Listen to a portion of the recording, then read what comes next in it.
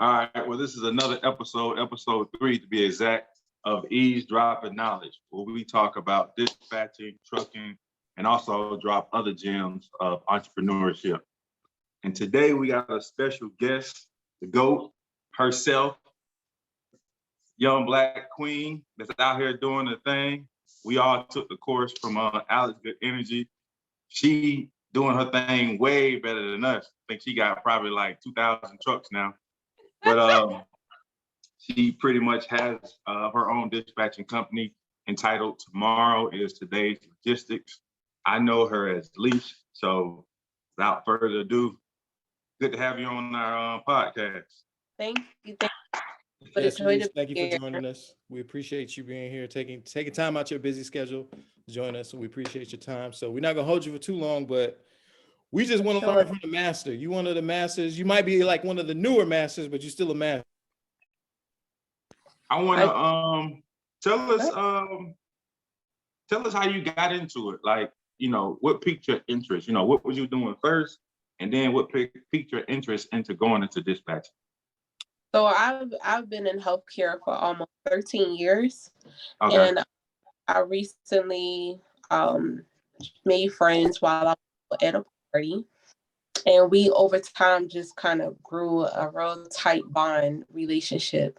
And he was telling me how he was working in a warehouse, and he really wanted to get his CDL, and I'm like, go ahead and get your CDL, like, knock yourself out. I'm like, I'm here for support and everything else. Like, don't matter. Sky's the limit. And when he actually had a background where he had a lot of, things on there where a lot of companies didn't want to take him. I don't want to name the transportation groups that didn't want to take him, but one in particular, I kept calling around for him. And he was kind of really down in the dumps, like really depressed. And I called this one company, I could say Stevens Transport, and they were willing to take him with the background, felony, everything. And so therefore, I said, you in. I said, you good. You don't have to they're not going to do no credit check. You don't have to do anything. They're going to pay for you to go there for the training and everything else. He was like, no, stop playing. I'm like, yeah, they're going to take you. So he made the phone call, set everything up. He went to training in Colorado. Then he flew down to Texas for his trainer. And he was like, all right, I'm on my own. It was about like roughly a month. He had got his CDL and everything. So by him going out there for training, I was on my end doing a little research, and him asking me to help him take some of the tests while he was on the road training, I directly was training myself. Okay. Not even really looking too far into it. And so when he finally got on his own and got his first paycheck, he was like, yo, something don't seem right. He said, there's no way I'm really doing all these miles and my paycheck is only $700 or $800 something dollars. I'm like, these is big companies. Like, why are they paying you kibbles and bits and you're doing damn near 2,500 miles a week? Yeah. Leesh, I need you to figure out something. I need you to do something. Like, we need to find a better way. I don't know what I need to do to find a better job. He was like, this isn't getting the bills paid. And I said, fine. So I was following this girl on Instagram. Her name is April. And she does a lot of workout stuff in the DC area. And one day over the summer, I remember because I follow her, like all her notifications, she had posted that she had a truck. And I'm like, I know she do real estate and she work out. I'm like, I know these trucks is really expensive. So I ain't look too, all right, she winning. Like, I'm here, for all the support. Then she popped up in December 2020 with another rig. I said, hold up, wait a minute. Hold up. I said, she doing something. I said, these rigs is not cheap. Yeah. And what she did was she posted Alex's name in her post, like, thank you for letting me take the dispatch course. She's very successful, blah, blah, like that. And I clicked on it and I was looking and I said, I don't know if I want to spend $700. I said that immediately. I said, I don't know if I love myself that much. to spend $700. That can definitely go on my shoes. I can pay a bill. But then the stimulus money was going around that the government was giving out due to COVID. Yeah.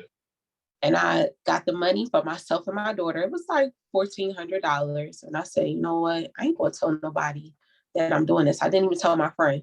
I said, I'm going to buy the course. I said, I'm going to see what this is all about. I looked in the, I said, but Ali's course was $700. I said, it's a reason why it's so expensive. And I took it. And once I watched the first video, I was up. I was in my back room. I swear I was up till like 4 o'clock in the morning. I was dog smack tired. I could barely work my nursing job and everything else like that. And I was done like in 3 days. I was so like excited about it. And I told my friend, I'm like, yo, I think I found an outlet for you. I really do. I said, I'm out. Why are you not making such a thing? And I started, and I said, I'm gonna start the LLC. I did everything, like everything to the T from the course. And when I put the ad out on Indeed, I got a hit for 7 trucks. I was like, is this normal? So I No, it's not. Not normal at all. To Robbie, and he was like, you got what? Because he told me, he was like, wait, you got what? I said, I got 9. I said, I got 7 trucks. And he said, wait, you mean box truck or semi? I said, semi, it was the OG who hit me back. He from Egg Harbor Township. He was like, yeah, you're going to need some help. And I'm like, Robbie, what am I walking into? Because at this point, I'm afraid. I'm like, I could throw this $700 away and don't care nothing about it because I ain't spend none of my money. He's like, no, it's a good thing, but you're going to need some help. After that one Zoom call, Robbie helped me set everything up. And he was like, call me when you need help. And I'm just like, that's it. And I just started dispatching the trucks on my own. And my first week, literally, I made like $9,000. I was like, time out. Your first week, you made $9,000? $9,000, no bull crap. And I was like, this can't be real. I called my friend back. I was like, yo, what they paying you for these loads? And that's how I found out about a repower where, you know, a truck can't make it all the way to the one destination and another power only will hook up to it and take it the rest of the way. I didn't know anything about a repower. I didn't know anything about power only and a reefer and drive-in. I didn't know. So every time I got on 95, I'm like, oh my gosh, that's a drive-in, that's a reefer. And like a little kid. So Leesh, we gotta break the story down. So those first 7 trucks, were they power only? Were they all drive-ins? What were they?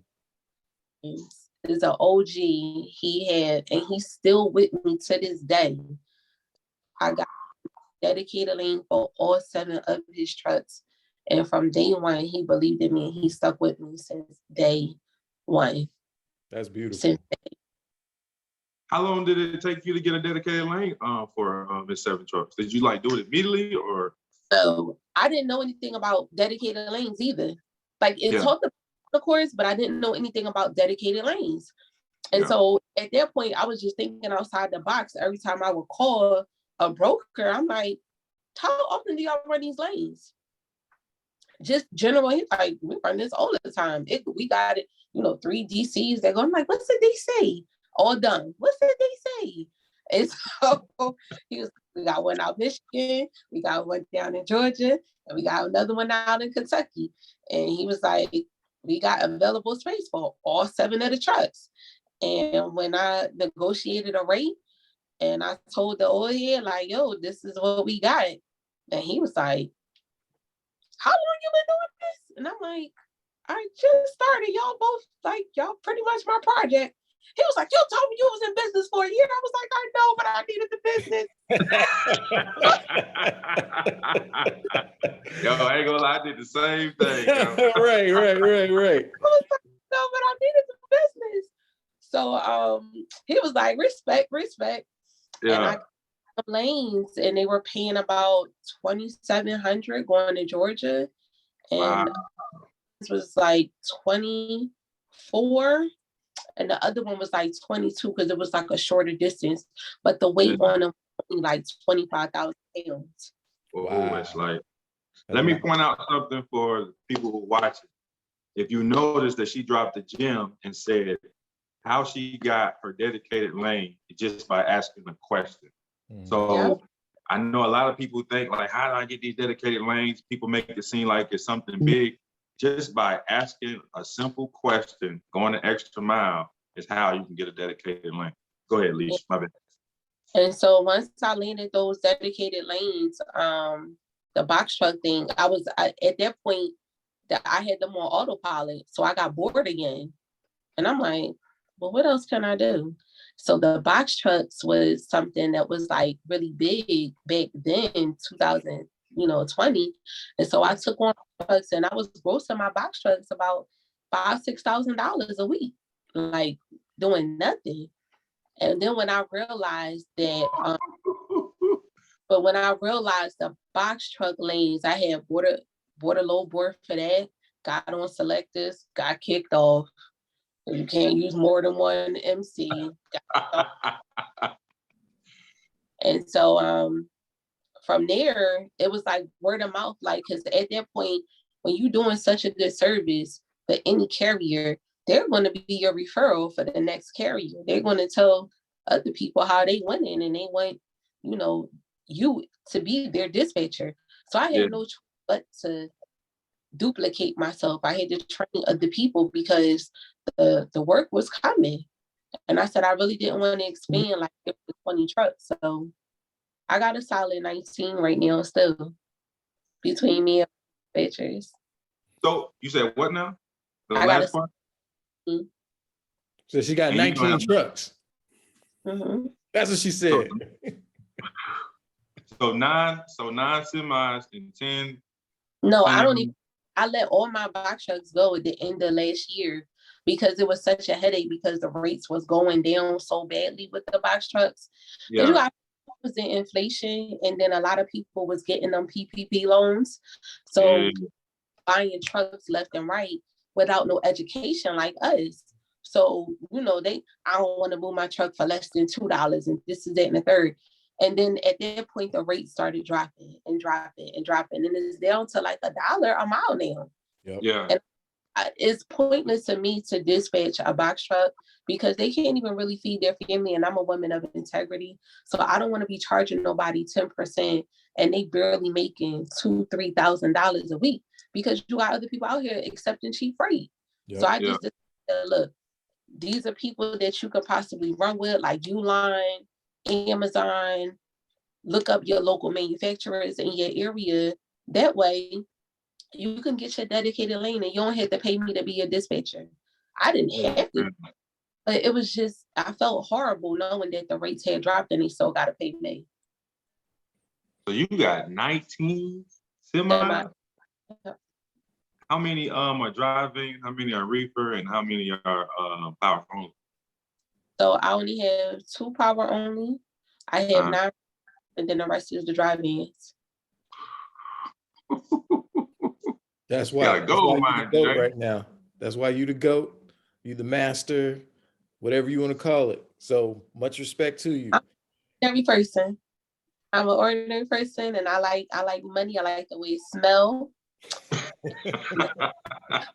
And with that, it just makes me happy. But to know that I'm making a difference in other people's lives and they're able to feed their family. All of my drivers go home every Friday. They do not work on the weekends. And I'm still able to gross them over $8,000 a week. Yo, that's crazy. That is crazy. That's just unheard. That's unheard of right there. So my question is this: before we started, my bad. I didn't mean to cut you off. Go ahead. My bad. I had to figure it out to the point where it's like at one point I was only getting them like 7, and I'm like, why am I only getting $7,000 for these people? Like, it's something that I'm doing wrong. And I had to literally sit there and strategically think it back. And I heard something that Adam said from Innovative Logistics. Shout out to Adam. And he was like, that trailer should never go back home empty. And I was like, oh, that's how you do it. So when the truck gets back home on Friday, you get a load and you sit on it. That way they can deliver it. close by within like maybe 100 or 200-mile radius, and then you could just reload it on Monday and keep the hours going. And that's how I was able to figure out that whole $8,000 to $10,000 ratio each week. She dropped the gym, y'all. She dropped the gym for y'all. Hope y'all paying attention. Go ahead, James. So what I was gonna say is, before we started recording, we had a little bit of a laugh about an anecdote that you had posted on your social media. I'm not gonna dive into it, but I do want to get what's your perspective and what's your outlook on the market now? Like, we know fuel is going up, all this Russia-Ukraine war and everything. We know these rates are coming down. Unfortunately, hopefully it's not, permanent. Hopefully this is just like part of the cycle. And we know that these brokers aren't being very agreeable. So what are your thoughts on that? So one of the things that, my mentor obviously said to me, like, we can't control the gas prices, but obviously we can control how smart we book loads. Mm-hmm. And so I began to start booking short runs. I'm like, if we book a short run, we can maximize the money with the miles, not hauling, heavy freight over 40,000 pounds. By the way, I do not accept loads over 40,000 pounds. If I take a load over 40,000 pounds, that means I'm desperate and I really need to get my driver home. Yo, she made me feel bad. She made me feel bad, bro. Karen's be like, it's 46,000, man. Put a little extra air in the tires. Let's get rolling. Let's go. I do not guarantee on any trucks because I really want to let them know indirectly that I do care about their truck, how hard it's running and all that other stuff. So yeah, I'll take a load that's 39, 38. If it's 42, oh, you paying. And so one of the gyms that me and my partner, we found out was Truck Router. And it's crazy because I just started using it last Thursday. And when I say I don't have no arguments out of any brokers, I don't get no argument. And one of the wordings that I'll use is to get more money out of a broker. I say, look, this amount that you offer me is not even going to keep me in business. It's not even going to have my trucks operational. It's going to cost me this much money in fuel, this much money as far as the trip in total. Can you meet me at this, that, and the third? And without hesitation, they give it to me. Because when you get a little bit more detail as to why you need more money, not for yourself, but for the driver, they'll be more, okay, hold on, let me get this approved. Can you call the broker? I need him to approve this amount of money. I'm not asking you, I'm telling you. I need him to approve this amount of money because this is how much it's going to cost me to move this load. And without his, all day I've been winning, all day. That's bars right there, yo. That is a bar right there. That's good stuff right there, for real. Yeah. Wow. Dang. Yeah, she putting us on game, man. She's putting us on game, man. What's going on here? I've done that similarly, but sometimes, man, I be in such a rush. I just be like, hey, man, this is what I need. And I guess it's probably the man just being more aggressive, like the go back and forth. So understand too that these brokers are humans just like we are. And if I hear that they come on the phone, this is CST, how can I help you? Hey, what's going on? What's exactly. your name? Josh. Hey, Josh, how you doing today? Did you get your coffee? Is Monday treating you a little rough? I mean, it's Monday. Look, I need you to cheer up. You was able to see this day and it wasn't even promised. Look, I want to help you out just like you want to help me out. Can we get into these low details or what? Literally. You got to do that. Break that ice. Energy. And literally the broker earlier when I spoke to him, he said, because of how nice you are, because you really broke everything down, I'm gonna give you that extra $300. Thank you. Shout out to that broker. We know he don't work for TQL. Because TQL ain't giving nothing away. On a choke TQL. I talk to these brokers. I get their cell phone number before I leave. Before I get off the phone, I stay on the phone. When the rate con comes, all of that. I'm staying on the phone. I'm doing cheap talk. I'm doing it all. How your wife and kids? How you doing? How your coworkers treating you? I hear everybody in the background having a good time. I'm talking the whole time. Yeah. Because building that rapport. That might have been like the best laugh, or just you taking the time out to ask them how their day is going. They could be having the most crappiest day, and you could be that one that just. That's big, there, Leesh. Yeah. So tell us this, because you got 19 drivers, and I'm pretty sure you said you had other ones. I'm pretty sure you let some go. What is your process of like vetting your drivers? Because I know, like all of us, we have some crazy drivers, had some, probably still have some. My man down there. We're gonna have to give him counsel, at least. But anyways, how do you vet your drivers?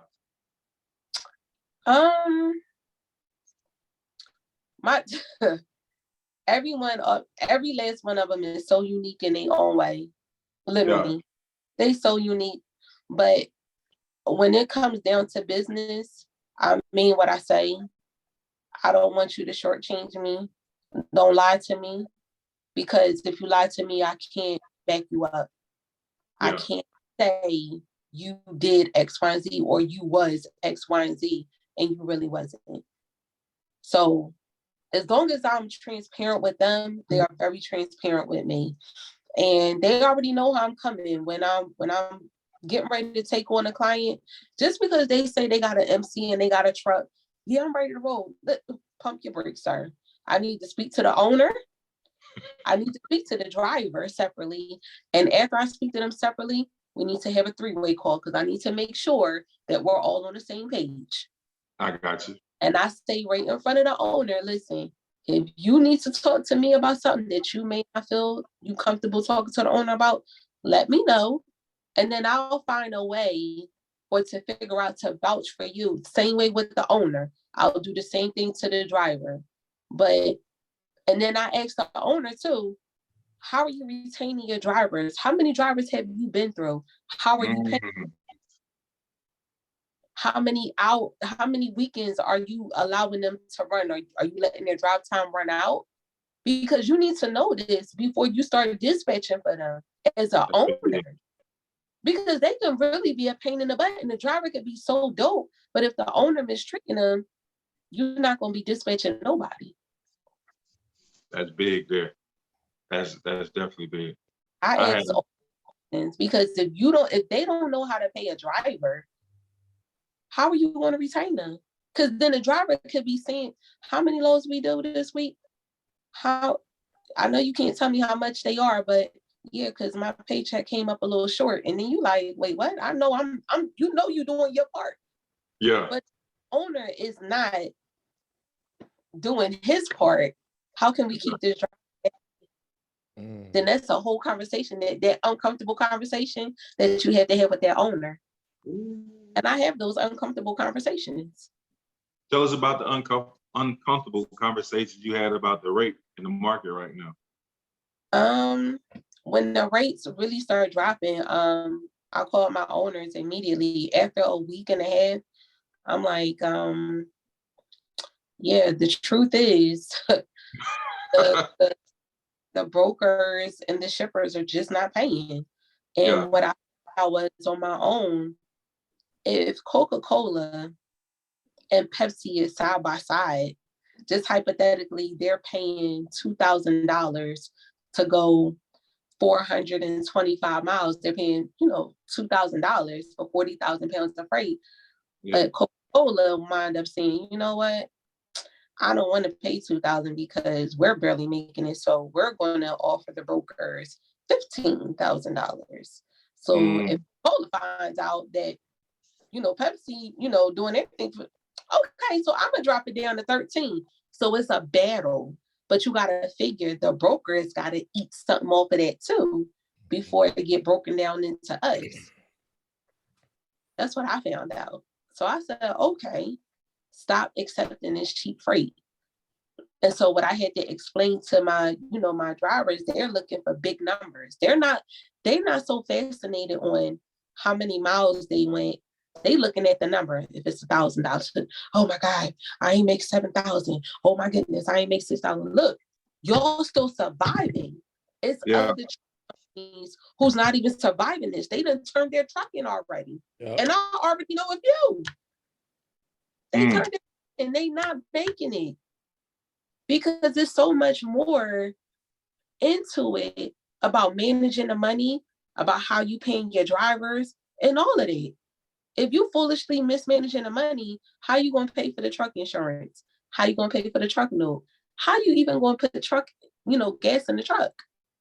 How you gonna pay for me? How you gonna pay me? And I promise you, I didn't even do my invoicing until this past Saturday. I didn't even invoice none of my carriers last week. What you mean you didn't invoice them? Exactly what I said. So you just worked for free? I didn't invoice them. Mm. And one of them said, well, I don't leave any loose ends. I don't not pay for services. I said, God got me. I pray over my business every day. I'm not worried about that.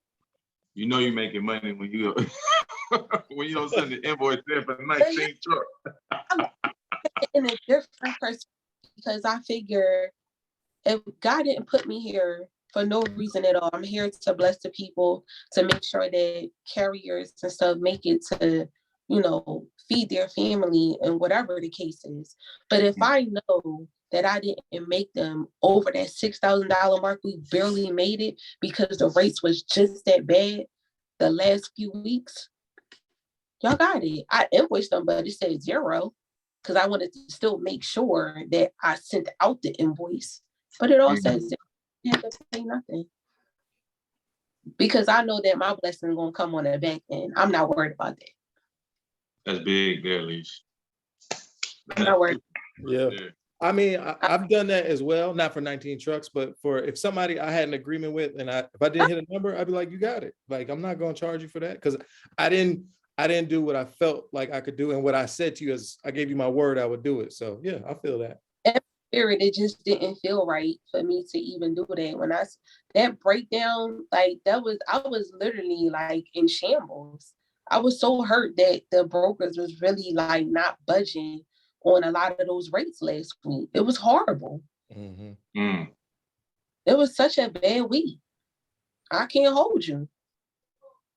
We were still getting over $3 and $4 a mile, but they were short runs $700,000, $11. I didn't even get a load that was over $1,500 last week for any of my carriers. They was. Yeah, that's this market right now. It's just it's tight. That definitely says a lot there, man. That says a lot. But that's the truth.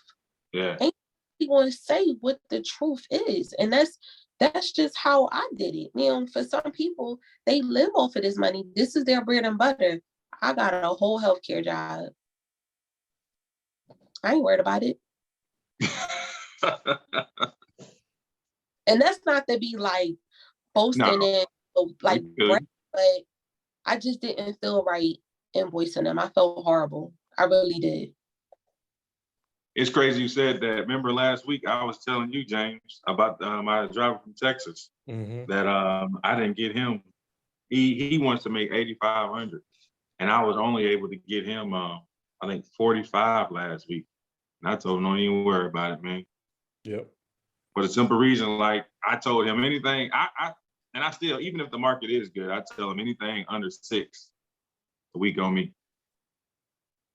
Because like I said, we agreed to 85, but I only was able to get him 45. And it was because of other reasons, not just the market, but yeah, I feel you. Dang, that's big there, Leesh. That's definitely big. It's so like God is I was just like, I gotta get back. So all weekend, I was like digging in. It's to the point now, I got a Microsoft spreadsheet just came up with just the breakdown of numbers so that they understand a little bit more. It's not about the big numbers. It's about less miles, less weight, more money.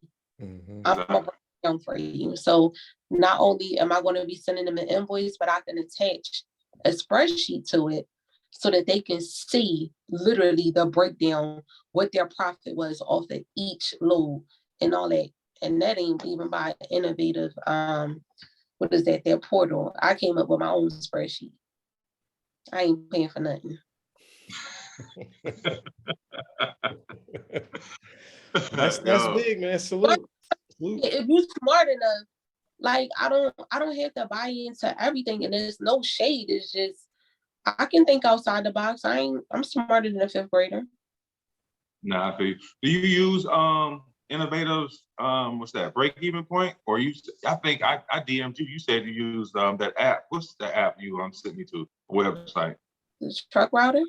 Yeah, that's how you do your break even point, or you still use the? She said, yeah. What's wrong with the break even point that was in I don't even know we should talk about this online. The one with Alex Good Anything, his course or whatnot.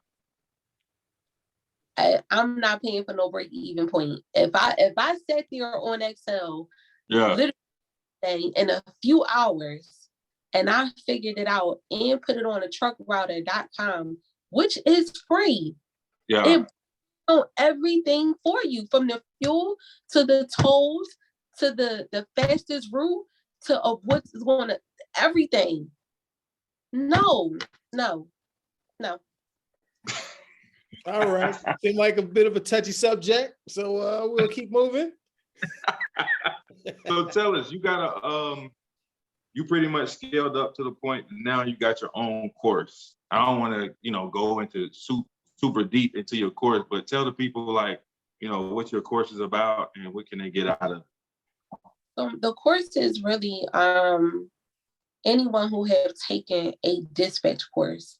This is a course that's going to teach you how to dispatch. No, this is something where you piggyback off of.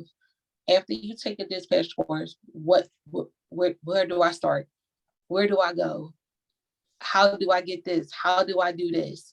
And it's just breaking down step by step from getting your LLC, you visually watching me book a load, you can physically hearing me book a load. You see my back office. I'm giving you sample sheets of, a discontinuation letter.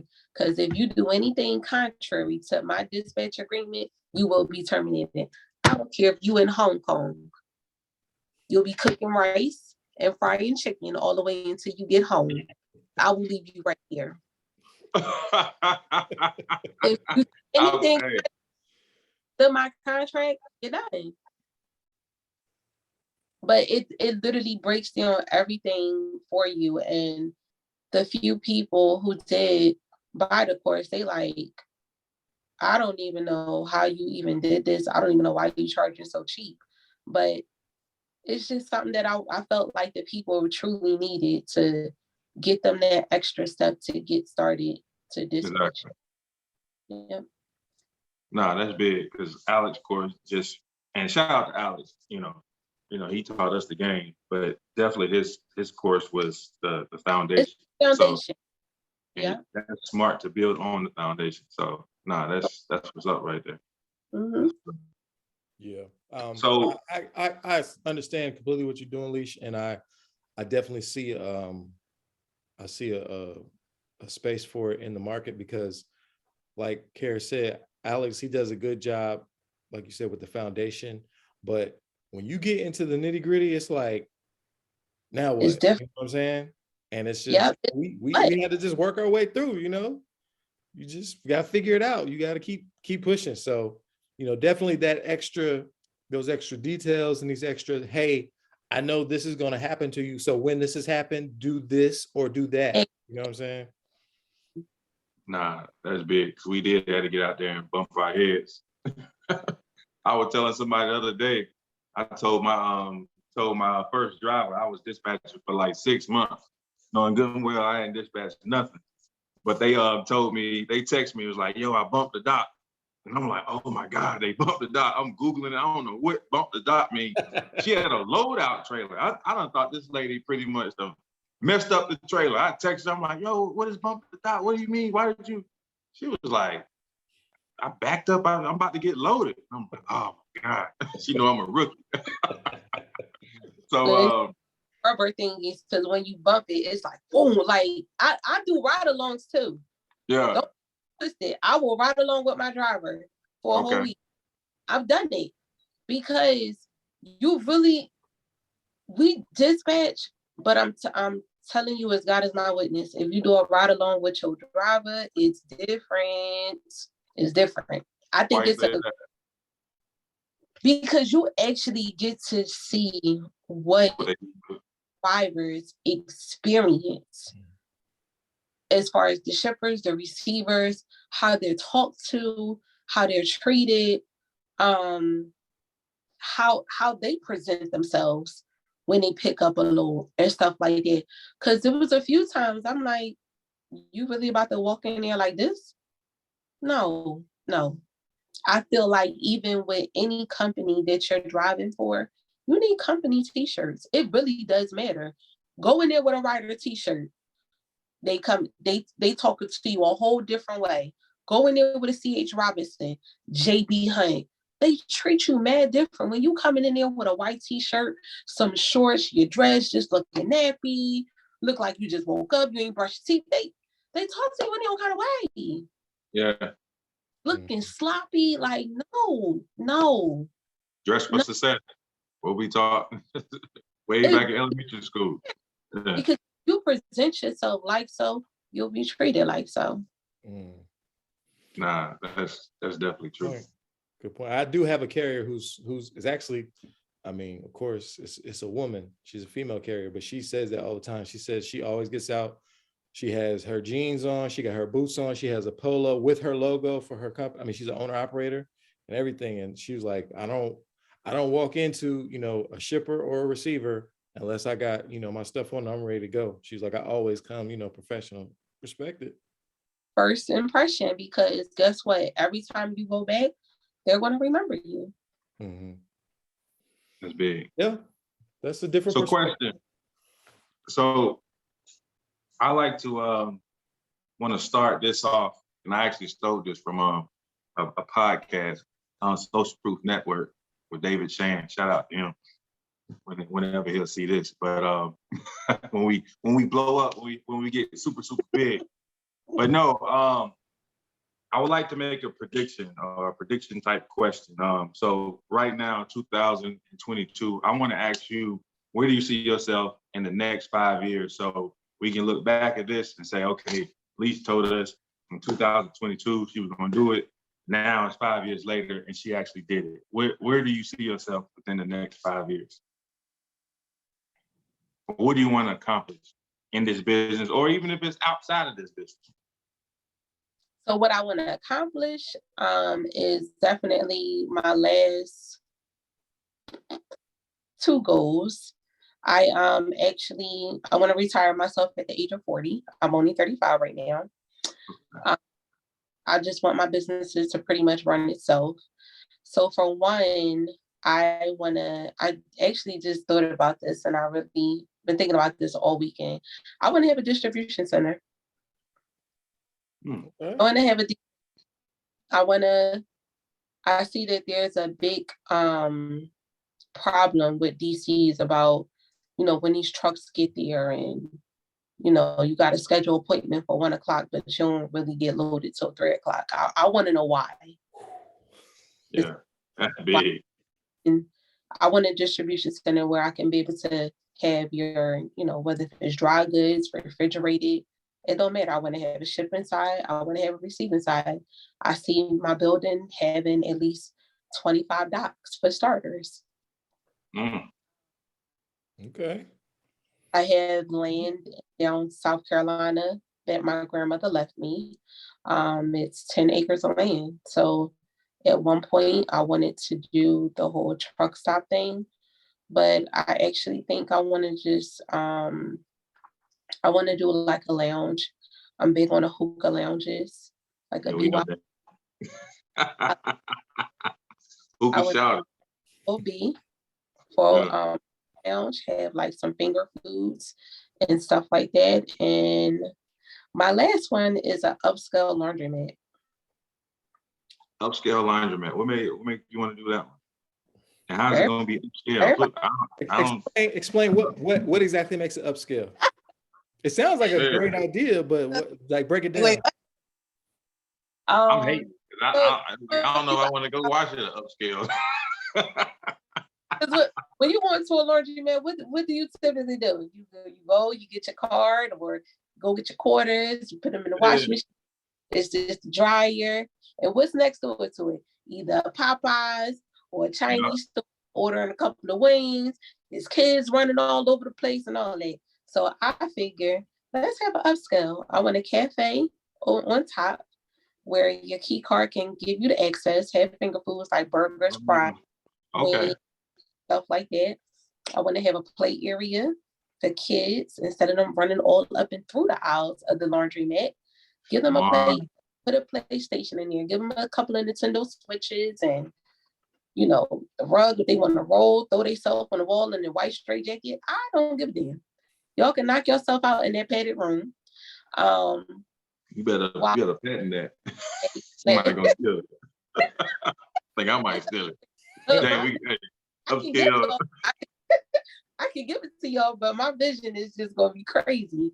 Yeah. And then they have the flat screen TVs, where it's your sports in there, where it's actual tables and not like the lunch tables, but tables while y'all in there eating, y'all clothes is watching, and folding services, all of that. I want to have it in there to have. It's an upscale laundromat. Yo, that's big right there. That's At first, I didn't see the vision, but I see it now. Those people go wash their clothes on Sundays, but this is going to be a 7-day-a-week operation. It's definitely going to be Black owned. Yeah. And that's what it is. I see the vision. God called me here for a purpose, and I just want to be an answer to a lot of the problems. That's what's up. Yo, that's what's up, dude. Hey, Yeah. I like that. So I learned I'm going to the laundromat. The laundromat be popping. You like, your fiance gonna be like, what? No. Best chicken wings and just that. Yes, come. Yo, for real. Sometimes you go to the strip club just to get some food. They got good food. So laundromat got good food. Like, I'm gonna and then the only way you gonna get your kid back is through ID, and your kid gonna have a barcode joint. Y'all gotta scan. Y'all gotta pay for y'all kid to go in there. Ain't no kids gonna run around. So in order to get your kid back, gotta pay for them to get the hell out. They might leave them there. Right. You gotta be careful. You need to pay to put them in. Yeah, I'll leave mine there quick. Yeah, you keep them. I'm out. I want to have like something like in the area like where it's like a whole nother like almost like a fun zone where they got like a little zip line in there, arcade with the just a little bit of everything for them. They're definitely going to have drinks for the adults on the outside, because I don't feel like kids should be in that kind of environment where it's alcohol and stuff like that going around. Y'all drink a little smoothie while y'all waiting for your clothes to wash. Yeah. That's big. I know Chuck E. Cheese, they got like wine and they have like beer. They don't kind of like go too deep, but they have wine and beer at Chuck E. Cheese, I know. Yes. So, that's dope. Yeah. Wow. That's super dope. So what words of wisdom or words of advice would you leave the people as we wrap this up? I would just say continue to think outside the box when it's something that you feel is right and you feel it in your gut and you know that nobody else has done it, do it. But continue to bet on yourself, because if you don't bet on yourself, somebody else going to take the idea or what you might have been thinking, you're going to see somebody else do it and you're going to be like, I was just thinking the very same thing last week and somebody else done did it. So just continue to do it. This is an investment industry. You can't lose. Even if you feel like you took a loss, you learned from it. So it's not really a loss. You know what I'm saying? Just approach it in a different way. And you take your losses like a champ. And you learn from it, and all you can do is rebound from it. That's it. I'm from Philly, so we rough. You know what I'm saying? Yeah. I definitely rough with that. We survived though. Nah, I'm joking with you. But that's what's up, Leesh, man. I definitely learned a lot in this about you, and even just in about dispatching and some more in trucking. So we really appreciate you coming on and letting eavesdropping knowledge, ask you these questions, and for you to come on and drop some gems for us. For sure. Any closing remarks you got, big man James from What the Logistics? Here you go. Yeah, I just want to say, Leesh, thank you. Company called What the F Logistics, yo. You ain't know that. No, it's not. No, it's not. Don't believe him. It's not. I just want to say again, like Kara said, Leesh, thank you so much for taking time out of your. I know you're busy. I know you got a lot going on. So I just want to say I appreciate you taking the time to speak with us. I mean, I know our platform is fledgling right now. It's not big, and I mean it's step by step. We're just doing it one step at a time. So I just want to say thank you. This is a start. Y'all so welcome, and I say keep doing what y'all doing. Don't be afraid to reach out to people who's really big in the industry. Keep pounding them until eventually they gonna say yes, and y'all gonna eventually interview them. I have a couple of other things coming up too. I'm going to be doing a young entrepreneurs event in Philly. I'm gonna be. I know Shitty the Goat is going to be there. Cat the Jeweler from Philly, the landlord. It's a couple of other like young entrepreneurs that's definitely going to be there. But I'm one of maybe 2 or 3 people that's going to be talking about logistics there. Like that's big. That's amazing. That's right. I forgot that. Yeah. I forgot that. The conference that you're doing. I forgot that. Tell us more about that. I'm sorry. I forgot all about that. It's just a young entrepreneurs event that I saw that one of our Philly natives, he's called the landlord. He owns a lot of properties and give back to the community a lot. And it was something that I saw and I'm like, maybe I could be a vendor there. Because at first I was just going to buy a ticket. I'm like, no, people need to know about logistics and people need to know what I do. And I think that was just another step for me to get the business out there and shine a little bit more light on logistics. So I'll be there vending. A couple of other people in the trucking industry will be there. No, Trey, I think the little young dude that's like 17, 16, Virgo. Yeah. Yep, Spurgo, he's going to be there. He's from Philly. There's a couple of special guests that's going to be there, but I'm low key. We can't really put it out there yet. I'm putting together my own conference that I want to do in October. Yo, and that's big, yo. You gotta get Neo with you too. He's from Philly. So, like, me and Neo grew up in the same neighborhood, like literally in Overbrook. Like we know each other. Okay. So I really want to be able to have a few people from logistics and, if you do compliance, anything in the trucking industry, I want to have vending tables for my conference. I'm looking to sell like maybe, I would say 300 tickets, but I feel like with everybody that I'm going to be adding on is going to be bigger than probably what I'm imagining right now. So I'm working hard with everything. I'm trying to find a space to get that together. And I'm doing, like I said, I'm just doing this for us. Like, I don't feel like, and there's no shade to Atlanta, but y'all, it's so much that goes on down there. It's nothing that's really going on up here on the north side at all. Okay. I don't hear nobody from New York. I don't hear nobody from Philly, Maryland, DC. Okay. Like nothing is going on up here as far as trucking conference or anything. And it's like, sometimes we're so afraid as people of color to unite with each other because why? We don't want to step on nobody else's toes or, look,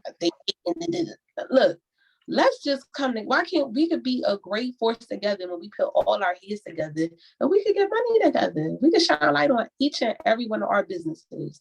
I agree. There's enough room for everybody. There's enough room for everybody. And I just want to be the person, you know, to do that for us. I don't care how much it costs. I'll do it. Okay.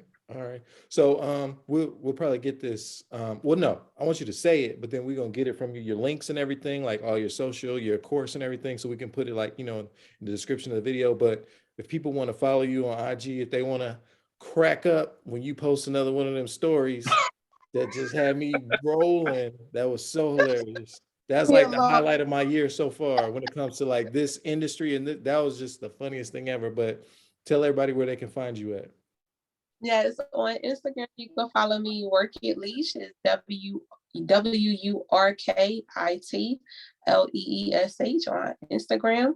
Facebook is Leesh, LEESH_cacao. And cacao is for chocolate, as you can see. That is spelled CACAO. I do not have a Twitter or no what is that, TikTok. I'm 35. I don't get into all of that. TikTok, you know be what's the dance they be doing? Hey, I'm trying to do all that. I'm going to teach you. But, what about your website for your course and everything? Course is online. My website is titl-logistics.com. Okay. All right. That sounds good. Cares, you got anything else, man? Nah, man. She said it all, man. She said it all. This has been a learn. This is like the next module of the course right here, boy. It's like the master's part of it right here. I was just soaking it up. Like, okay, all right, okay. Exactly. She didn't even see me writing notes and stuff. I was great. Do it and just apply everything that y'all might be thinking or y'all want to do. Just do it. Literally, just do it. I lost so many friends. I don't even got no girlfriends. Man, you be partying every week. You got girlfriends. No, I go out by myself. If I know people, like where I go, where I'm comfortable. No, seriously, I don't have any female friends. Like I really lost them when I started digging a little bit deeper into the business. I really lost girlfriends. I've been cool with male people all my life. Yeah. So when I go out to different places, I know people, but I'm not going to go somewhere and I just don't know nobody. That ain't happening. So would you say the girlfriends that you don't run with or hang with as much anymore, are any of them entrepreneurs? Yes, but now it just seems like they try to use me for information. That's what we doing. It's different, but I'm joking. I love it. I didn't think they was going to be acting a little shady. And it's one of those things that when you start to grow and you're hanging around like-minded people, it's like, oh, you throwing shade or you acting funny. My money says that I can start acting funny. I'm supposed to change.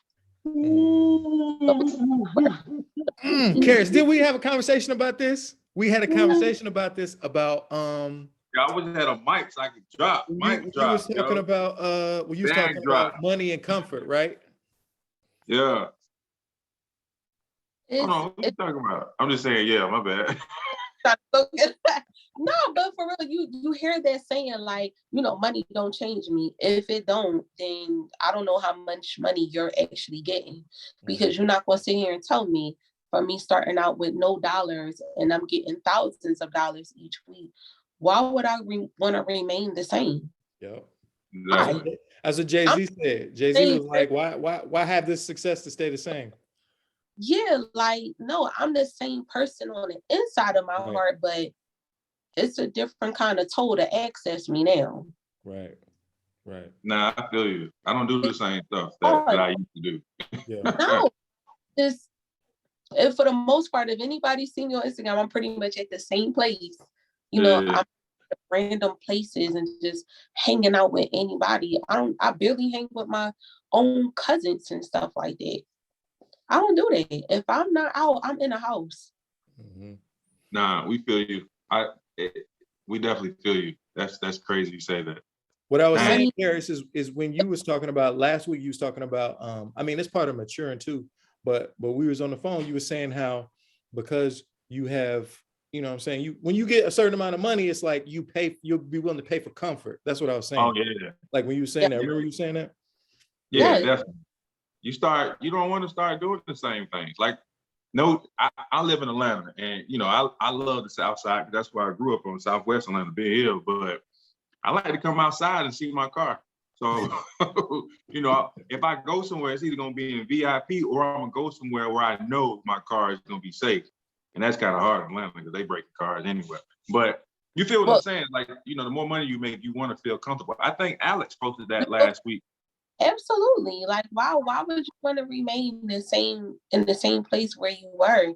It's not that you forget from where you come from, but the maturity and everything else should make you want to level up and move a little bit different. Exactly. I'm willing to pay for comfort and convenience. Because like my wife, she get on me now because like, I mean, this might be a real juvenile example, but it's just, you know, I got kids. So we got passes to Six Flags, right? So I pay for them like every month. Like we got like the membership or whatever, right? So in my mind, whenever I go to Six Flags, I'm still gonna spend some money because I'm getting flash passes. Because I'm not gonna stand in line. I refuse to do it. Like I'm not gonna do it.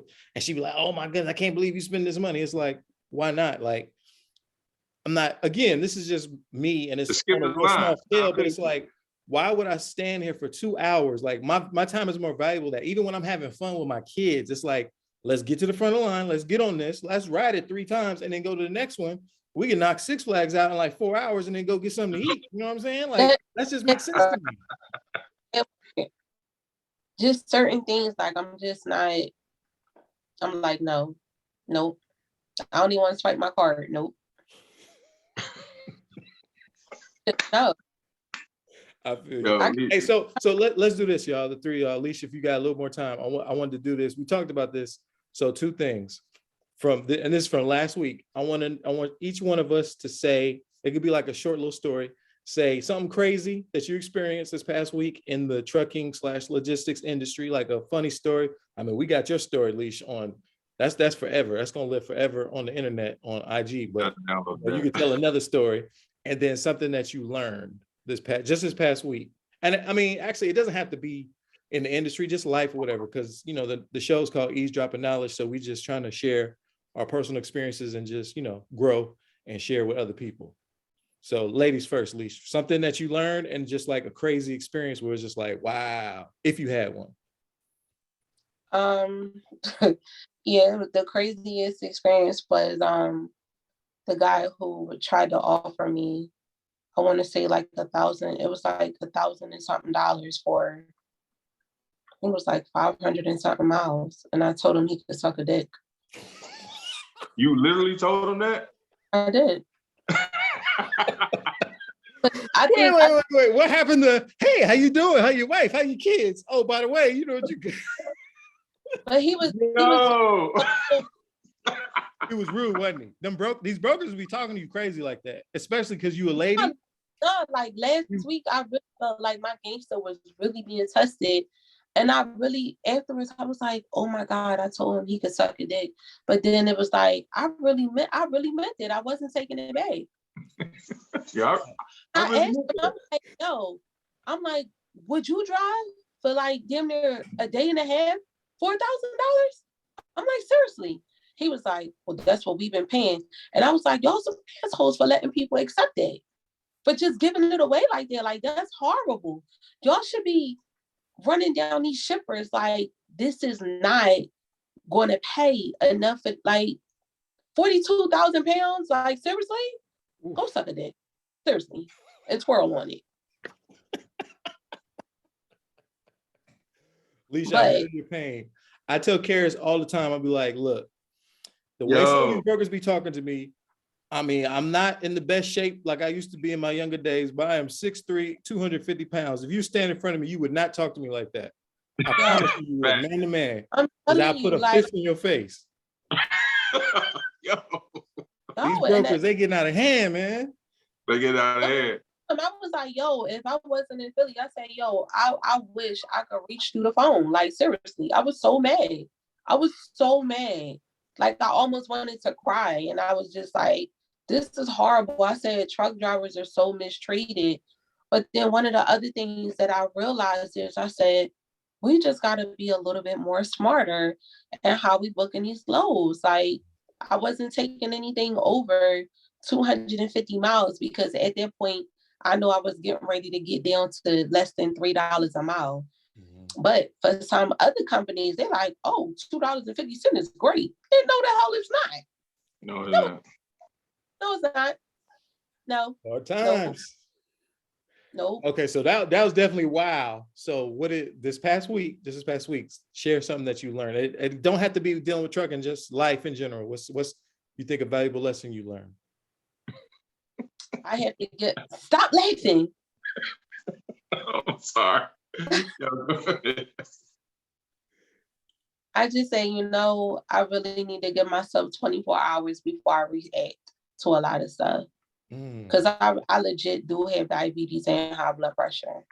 And sometimes when I wake up, it's that prayer of like getting through war with these shippers and these brokers. I can't talk about nothing else because this is what I do every day. Yeah. You know what I'm saying?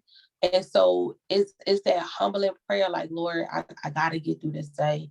I'm asking that these brokers just, have a humbling heart, that they a little open, they not all mean, they not rough, they can take on a joke. You know what I'm saying? Like when I come with energy, and it happened today. Like I did not have a bad day today. Today was so awesome from both of my jobs, because if I'm not getting it from the truckers, it's the patients who's paying their freaking premiums and they don't know what the hell they paying into. They don't know. $200 for a copay. Yeah, you need your ass examined. Oh, you need your own show. Like, if it's not from my drivers, it's from my patients. And I got to sit there and I find myself educating other people every day. And when I educate them and when they understand where I come from, it's just like, that makes sense. And I realized that with the brokers, and when you break stuff down with the fuel and just going uphill and just a wind drag and everything like that, they'll give you exactly what the rate that you're asking for. But you got to break it down so that they understand, because you got to understand they work for a company, and if they boss tell them this is what we're doing, this, that, and the third, and they don't see it no other way, the human nature might kick into them where it's like, I'm gonna give you the 17. I'll deal with the other part on the back end, because we made it make sense to them. That's I'm taking a little bit more time out to explain a lot of stuff. That's for real. That's deep. That's real, yeah. A great lesson. Thank you for sharing that. All right, Karis, what you got? I don't know how I can follow that one up. What did I only thing I learned, man, is just to be honest with drivers, man. To be honest and not be scared. Even if you are scared, which everybody gets scared, still be honest with your drivers and have those difficult conversations with them. If rates are $250 a mile, gotta let them know. They're not right now, but you gotta let them know, because if you don't, you're gonna be stressed out trying to find something that's not out there. So having these tough conversations, putting on my big boy pants and talking to all of my drivers and telling them, and also new drivers, because I talk to new drivers probably 3 to 4 times a week. And at first, when I first got into this business, I was scared to like tell them the truth. But now it's to the point now I know I have to, and I do tell them, like, not that I was lying, but it's I don't know if anybody else feels this, but it's kind of, you'd be scared to tell somebody like, hey, you're not getting $3 a mile no more. you got to get less than that. So I don't know if I'm talking to anybody out there, but that's what I had to pretty much learn and start telling these drivers what it is. It's not that they're not going to get it. It's just not the right time. Yeah. Because you have seasons where it's dry, drive-in, your reefers, and your flatbeds. Everybody has their season, and it's more or less, are you going to survive when your season is not, popping?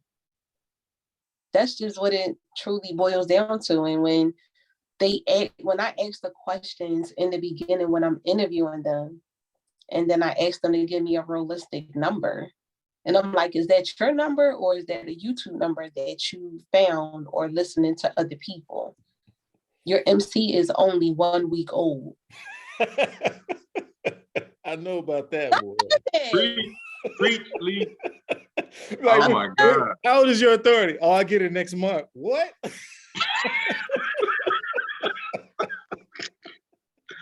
I don't got this yet, but it's coming.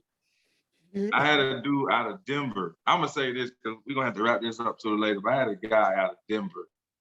His MC, I swear, was 2 weeks old. When I first signed him, it was 1 week. And he's out of Denver, Colorado. He was power only, and he was winning $3 a mile. Out of Colorado, Denver, Colorado, $3 a mile. I'm like, bro, it ain't gonna happen. It's not gonna happen. And he couldn't understand it for nothing to save his life. So of course I had to let him go because he was stressing me out. But no. For me, it's just when you come into an industry like this, and I believe Alex 1,000% that you should have at least 50, stacks just sitting there for anything. You think but 50? You should, that's in a I've been saying like 20, but you think it should be 50? Listen. I dispatch these trucks every day. When them trucks break down, yeah, and they don't got no other resource, I've done been with people where they turbo done blew. The turbo like $10,000. Period. I didn't see people. Yeah, I want a Kenworth. Dog, everybody don't know how to work on a Kenworth. Don't get it. No, this thing look nice. This thing mean. Don't get it. We got the truck. What you get? A Kenworth. I'm like, Lord have mercy. Wait till this thing break down. And it broke down. And the truck was in Charlotte, North Carolina. I bull crap you not. That truck sat there from Thanksgiving. They did not get the truck back till the 3rd week in December. They didn't know how to fix the truck. It was at a truck stop in Charlotte, North Carolina, and it sat there the whole time. And guess who they still had to pay? The driver.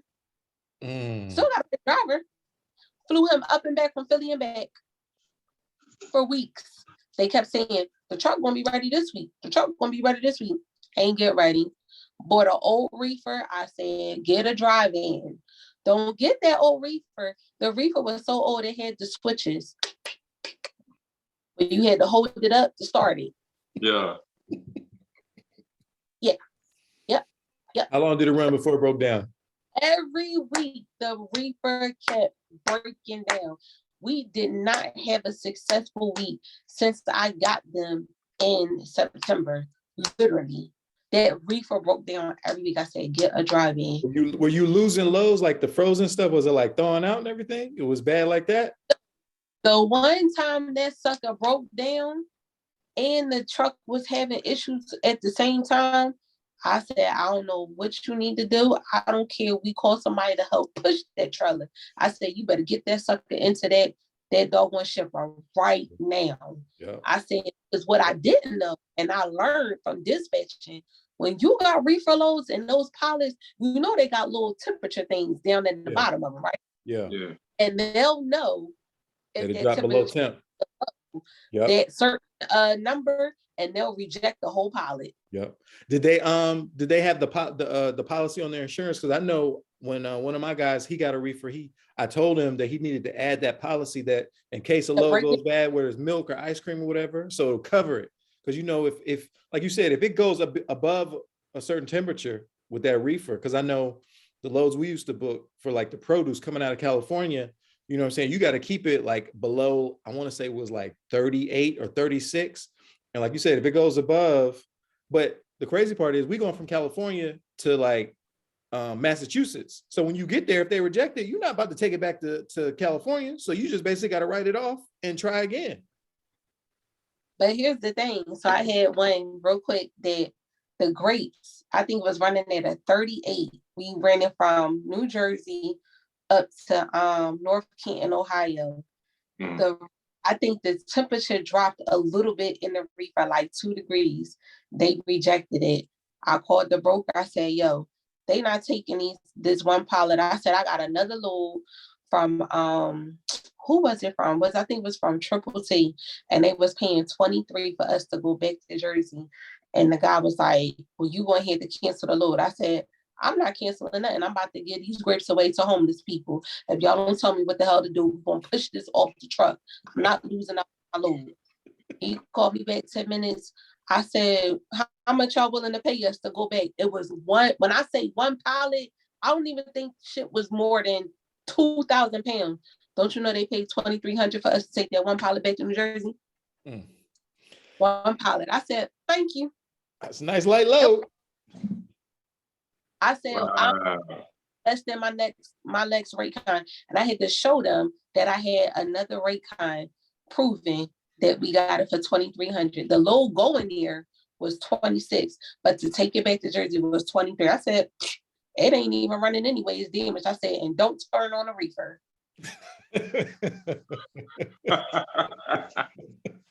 Oh, wine by the time they got back to New Jersey. Right. He said, giving the grapes out. He said, these some good grapes. I said, ain't that something? He was eating the grapes. He was passing the grapes out. Wow. That's funny. Okay, man, this has been great. This has been awesome, Leesh. Again, I'm not trying to hold you all night. We appreciate your time. Karis, you got any last words? Nah, no, sir, man. Just